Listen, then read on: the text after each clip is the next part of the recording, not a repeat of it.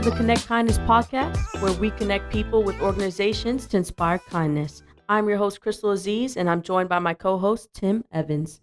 Thank you so much for joining us on the Connect Kindness podcast. In today's episode, we interview Rania Mankarious, the CEO of Crime Stoppers of Houston. Their mission is to prevent serious crimes in the greater Houston area in partnerships with citizens, media, and the criminal justice system. We had a great conversation with Rania, and she goes into the history of Crime Stoppers and how they came to be over 40 years ago. She also talks about how she got involved with the organization and also the long-term vision of Crime Stoppers Houston. It was a pleasure spending some time with Rania and getting to know her as well as more about Crime Stoppers Houston. So without further ado, this is Rania Mankarious of Crime Stoppers Houston. Thank you so much for joining us on the Connect Kindness podcast. Can you share with our listeners what is Crime Stoppers and what needs do you guys serve? Well, it's a great question because I'll tell you, when I took over Crime Stoppers in 2013, Rice University was actually studying the program, and they found something really fascinating. They said, we surveyed hundreds and hundreds and hundreds of people, and we asked them all the same questions. One, were you born and raised in Houston? And it was such a mix, 50% yes, 50% no. Houston's such a transient city. Second question was, have you heard of Crime Stoppers? They got 100% yes. One, so it didn't matter if you were born here, didn't matter if you were, living here for a short period of time. 100% of the people they surveyed had heard of Crime Stoppers. Then they asked this third question: do you know what they do beyond the tip line?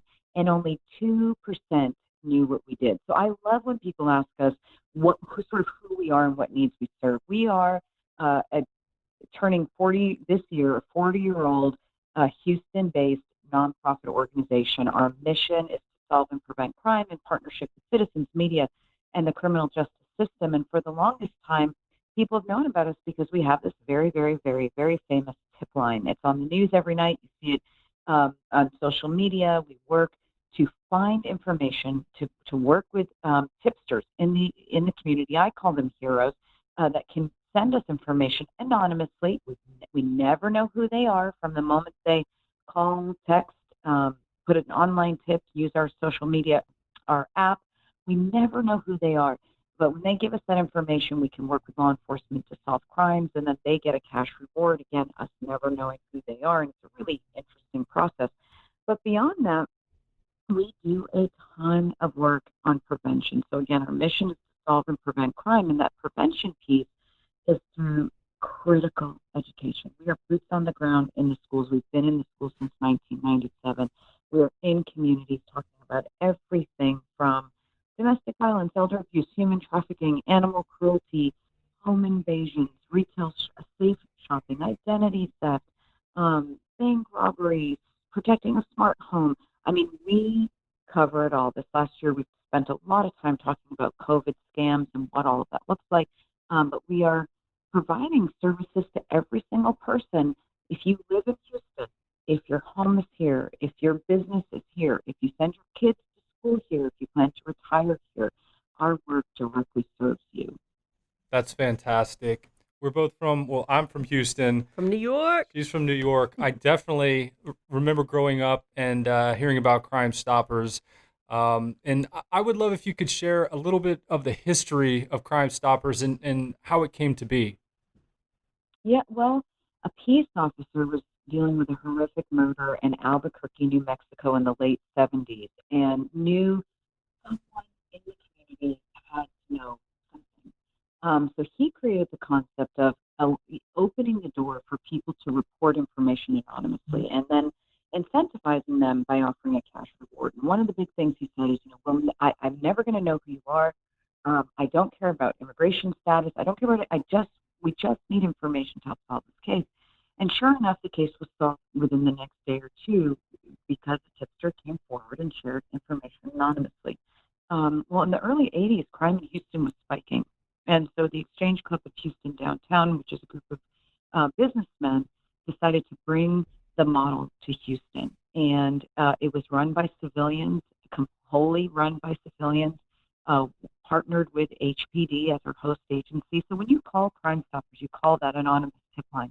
You're not dealing with a civilian. You're dealing with a seasoned investigator that can look up the case, that knows what questions to ask, has bits and pieces of information that the public doesn't have, and can really, really measure the quality of the content, the tips coming in, and then can funnel those tips, push those tips to the exact investigator that's working the case. And that's how we solve so many of these major crimes in Houston. We deal with felony crimes primarily. And so the program really took off. And Dave Ward was a young reporter at the time, and he gave a lot of reach to the organization.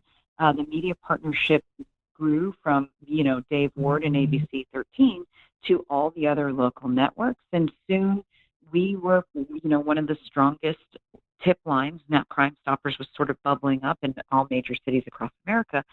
Today, there are 1,700 Crime Stoppers in 32 countries.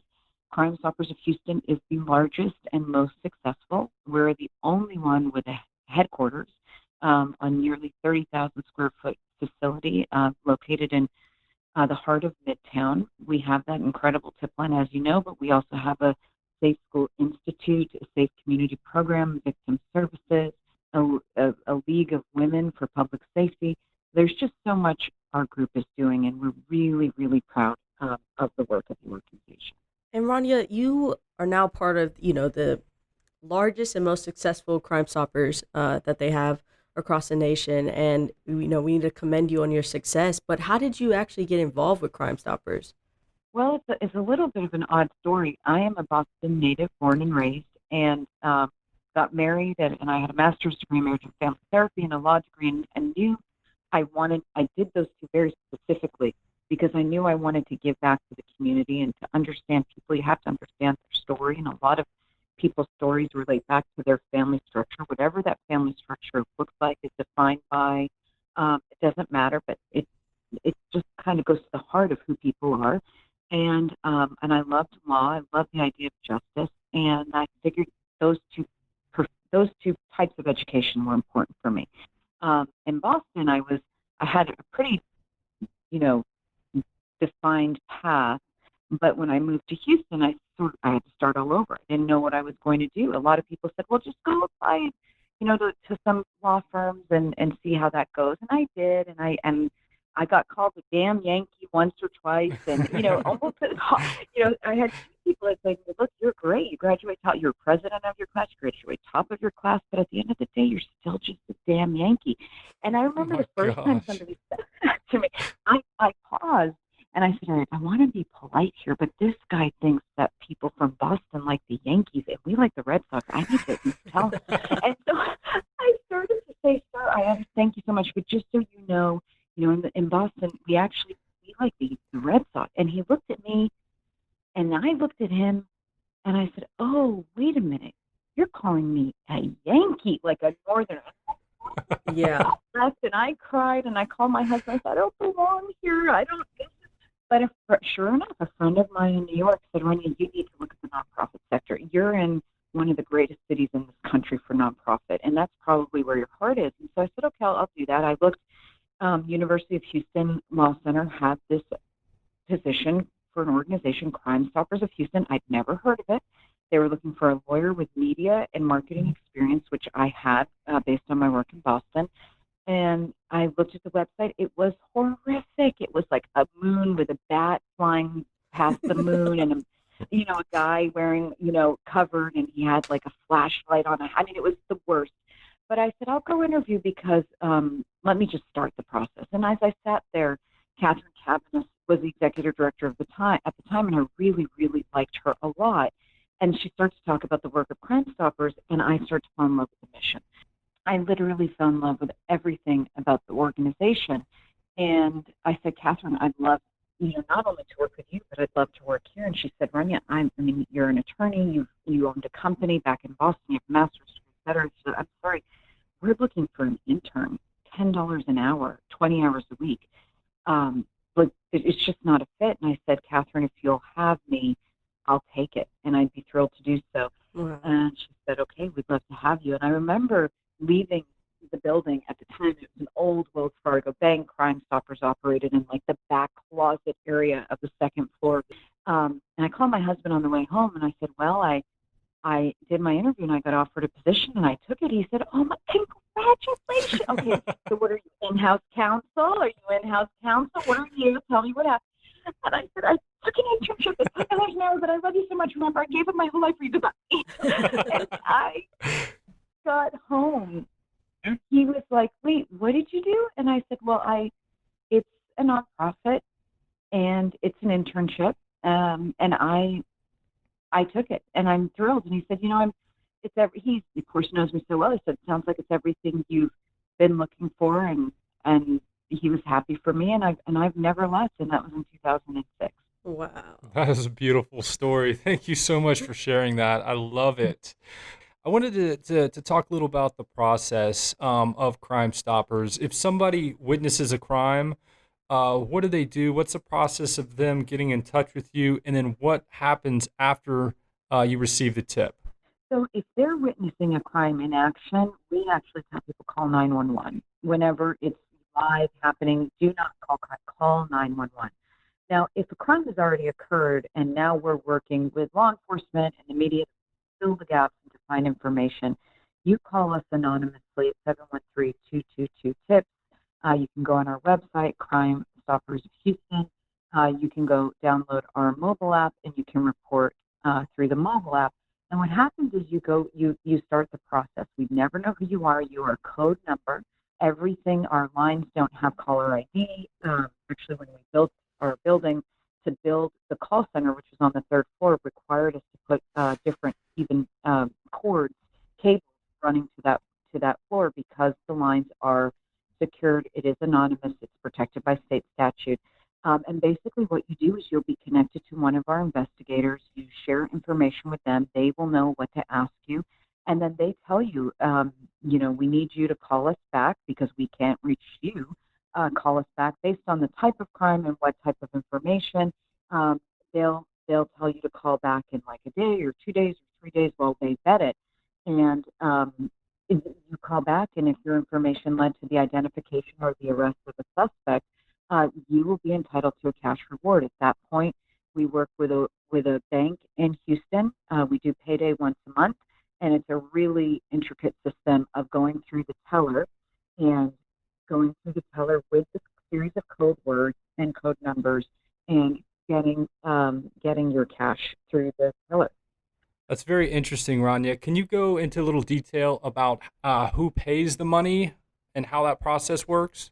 Yeah, actually, when the program was created, and immediately there was just so much value. People saw the value right away in terms of how quickly cases can be solved, the safety to law enforcement, the savings to taxpayer dollars, because police are not, spending so much time doing investigations. They're getting actually really good information quickly.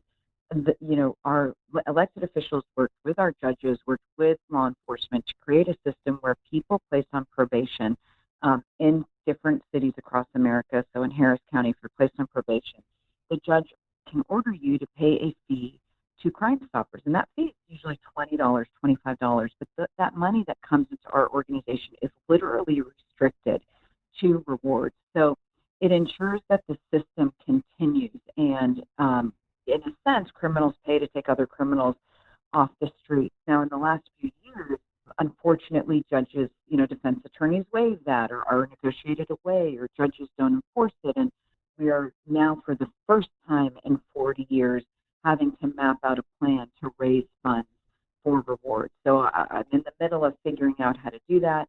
It will be the first time the organization's ever had to do that.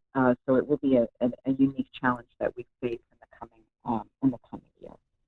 And if anyone listening has an idea on how she can do that, please don't hesitate to reach out to them and suggest it. I know there's a lot of people that are involved with different nonprofits and know about fundraising. So, we use this platform to help everyone.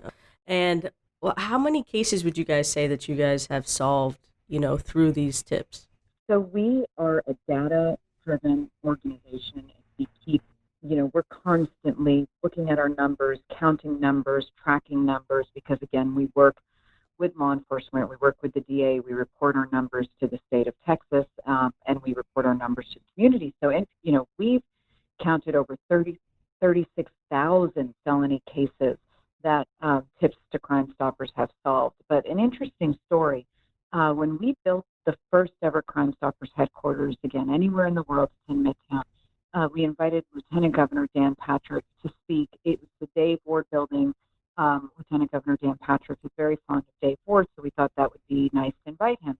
And so he came and he got out of his car. Everybody's there. We're waiting to start. And he pulled me aside. He said, Rania, I need to talk to you about these numbers. And I'm like, oh my gosh, what's happening? Where the cameras are set up. We have media, again, all these people. And he said, well, I noticed that you said, these numbers reported at the time, it's like 27,000, felony cases, or 30,000. I said, Lieutenant Governor, you guys know that we do count these, and every case is a case number. And he said, no. I said, Rania, I know that. He said, but what I also know is that when you guys solve one case, there are probably 5, 6, 7, 8 other cases that are solved. And I noticed you guys don't keep track of that. I said, well, that would require a whole other team. We can't. There's just, it's too much. We're a small team. And he said, well, I want you to know, as far as the state's concerned, we think you guys have solved closer to 200,000 cases for the state of Texas. And we're really proud of the work you've done. And, ever since he said that, I've gone back and looked. Ava Castillo is a case that's always pulled at my heart. That 4-year-old precious little face, just the most adorable girl. And her mom was robbed just unloading groceries from her car in Harris County. And the suspects that robbed the mom shot Ava in the face and shot the other sister. The mom and the other sister survived, but Ava died. And a tip to Crime Stoppers solved that case, and we counted it as a case. But when I went back and looked at it, sure enough, it was 3 teams that were involved in the robbery, and 10 other cases cleared, another capital murder in addition to Ava's case. So, yes, we count them as one case. Well, I'm glad you guys are doing what you're doing, because it is making Houston definitely a better place, and we live here and we love the city. So thank you for all that work. Naturally, I would think that people are kind of hesitant about sharing information, right? So how do you guys overcome that, or what community events do you do to kind of raise awareness that, hey, this is a good thing? Speaking up is a good thing. Mm-hmm. Well, I'll tell you, we nipped that in the bud immediately by repeatedly saying that we're anonymous. And anonymous doesn't mean like, we have your information, but we keep it safe, or, we redact it if something is to be asked. No, anonymous means we literally have never known who you are. And the tipster, when they call, is speaking to investigators that are trained through Crime Stoppers. So they're so in touch with our program and what the state requires and the state statute, that when a tipster's calling, the investigator doesn't even say, he said he saw the suspect. It's tipster said, tipster saw it. So we don't even reveal gender of the caller. Never how they came to know only the fact that the investigator would need to solve the case or further the investigation or identify the suspect. Not only that, so not only are the tipsters truly anonymous, and we've been doing this for 40 years, so that's just a well-known fact. In the legal system, if a lawyer says, well, we want to subpoena your records, they can't. We're protected by state statute. So we file a motion to quash, and the judge lets, our records stay with us. Now, let's say a judge said, no, we still want your records. It would only say tipster ABCD stated that tipster ABCD saw Bill at the scene of the crime. There's nothing in it that could even identify the tipster. That said, we've never been compelled. No Crime Stoppers. I think one Crime Stoppers organization in Florida was compelled to share the information, and the executive director, it's ridiculous. He made news for eating the piece of paper. It's ridiculous. He literally cut the tip and put it in his mouth and swallowed it. And that is the most absurd, ridiculous thing we've ever seen. But it goes to show, I'm not going to eat a tip, by the way, ever. But, our law enforcement and our judicial system and the way the statute's written, we're not going to be driven to have to eat a tip or to do anything else. The information's secure. Tipsters are anonymous, and every single thing we do is to protect. You guys have been doing this for 40 years, and I'm sure that you've honed the process and to where you guys work really, really well. What do you see the long-term vision? Where do you go from here? Well, I've always said that the model itself is the vision for the future, and we've been in a tough place because historically people don't connect with Crime Stoppers. One, marketing was never a goal for organizations like ours. It took a lot for us to remarket. I always say it was like remarketing McDonald's, trying to introduce salads in a McDonald's menu, to tell people that Crime Stoppers is here for you and connects with you. It was really hard after, 30 years of it being driven for the tipster to report information on crime when the average citizen is not a tipster and has nothing to do with crime. So it was really hard. So we spent a long time softening the message, making it about all of us because public safety does affect all of us. And certainly crime in Houston has changed such that now people who may have thought, oh gosh, we live in a part of town where crime doesn't affect, oh, my kids go to private school. Oh, I live in a gated community, blah, blah. Now they're realizing, look, it doesn't matter where you live. It doesn't matter where your kids go to school. It doesn't matter what part of town. It doesn't matter what your family structure looks like. Crime is everywhere. Family violence is everywhere. Kids are targeted everywhere through social media. None of that matters. So more and more people are coming to us for public safety information. But I'll tell you this year specifically, there's so much this year from bail reform to COVID scams to kids living their lives online and parents now really being concerned with social media and cyber safety to the horrific killing of George Floyd and the narrative that, the discussion that followed about community-driven public safety, the community members' role in public safety, the community's relationship with law enforcement. Now, all of a sudden, people that kind of overlooked us for 35 years are now calling us, hey, what do you guys think? Hey, what's your opinion? Hey, wait a minute. You guys have been doing this for a long time, So now more than ever, I see the model as being at the forefront. And I hate the events that have gotten us here, but I'm really proud that we're ready and engaged. We're involved in the mayor's task force on police reform, and we've been involved at the heart of many conversations with this issue in Houston, but now also nationally. Houston is, I think Houstonians should be very proud with, Mayor Turner, Chief Art Acevedo, and the way they've handled these difficult times, Sheriff Ed Gonzalez, all of our elected officials, Commissioner County Judge Lena Hidalgo. But I also think Houstonians should be really proud of Crime Stoppers and the fact that we've been here doing this for a very long time. And now you can turn to us as not just like, hey, this new thing that's just kind of bubbled up in response to these tragedies, but a tried and true organization that's been here for 40 years doing such great work and is only going to continue to do more. That's great that you're moving with the times and moving with the changes. You're relevant, you're efficient, and you know how you can help, especially with everything going on in the world. So incredible job. I know you've been doing this for 40 years and you've been with the organization for quite a while. Can you share with us a success story that, sticks out in your mind that people would enjoy?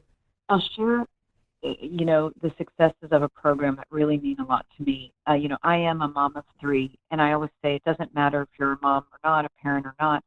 The fact that kids go to school now and, had to worry about school shootings was something that always just, I couldn't bear it. And I always share the story of my youngest daughter when she was 4 years old, came home one day and said, hey, Mommy, today we learned about, drop down and go low. And I said to her, she was like crazy red hair, so we call her Red. I said, Red, do you mean stop, drop, and roll? And she's, 4 at the time, and I'm thinking she doesn't, and she said, no, Mommy, we learned about drop down and go low. And I said, Red, what do you mean? When do you drop down and go low? And I remember my little 4-year-old with her crazy red hair, and at the time she was at a private school, a private preschool, and she proceeded to get on her elbows and knees and do an army crawl. And so I said, okay. I said, Red, when do you drop down and go low? And she said, well, Mommy, if a bad man enters a school and the teacher splits the screen from green to red or or red to green, I don't remember. We know to drop down and go low. And I said, okay. My 4-year-old, who's in a private school, not that that matters, is being trained for active shooter. And I've shared that story with people, and they've said, my gosh, were you furious? Did you pull her out of the school? I mean, that's horrific. And I said, no, I did not. I am furious that my girls have to be raised in a community, in a society, in a world where they have to be trained to protect their lives should a shooter enter a school. That's what kills me. And so I talk a lot about our Safe School program, which has grown into the Safe School Institute, which is the leading public safety nonprofit now in the state of Texas. And the fact that we've been boots on the ground since 1997, we've reached 1.3 million children, kindergarten to 12th grade at this point. But here's the greatest success to me, that we have to date removed almost 300 weapons, guns, knives, and other variations of weapons brought on school campuses in our area because we've been talking to these kids, and we've been able to remove them before they've been used against any student. And to me, whether we save one life, 100 lives, it doesn't matter.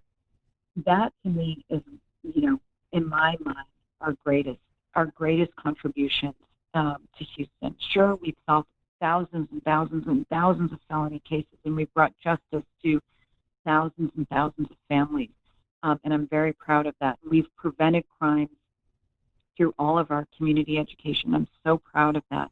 We've been a leader nationally, and I'm very proud of that. We built the first ever Crime Stoppers headquarters anywhere in the world. I'm so proud of that. But I have a sort of a special place in my heart, knowing that, we're not going to have a Sandy Hook Elementary School here. We're not going to have a Columbine High School, a Parkland. We haven't, and that's because of the critical work of Crime Stoppers of Houston. Of course, that's only applies to schools that have let us in, but we continue to expand, and we're in hundreds of schools now across the city and county with a growing list, and we're proud of that. Now, Randy, thank you so much for what you're doing for our community. I have 2 sons, and what you're doing is so important. And for our listeners who want to get involved with Crime Stoppers, how can they get in touch with you? Yeah, we really, the greatest thing we can ask for people is to follow us on social media, Crime Stoppers of Houston. Follow me on social media. I am at the Rania Report, only because my last name is too long.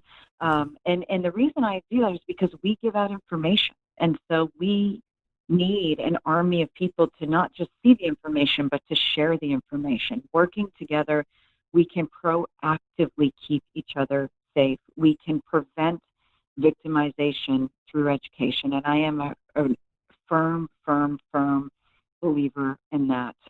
So we, hopefully we'll get back to normalcy at some point and have events and invite people to attend our events. Everything we do is free.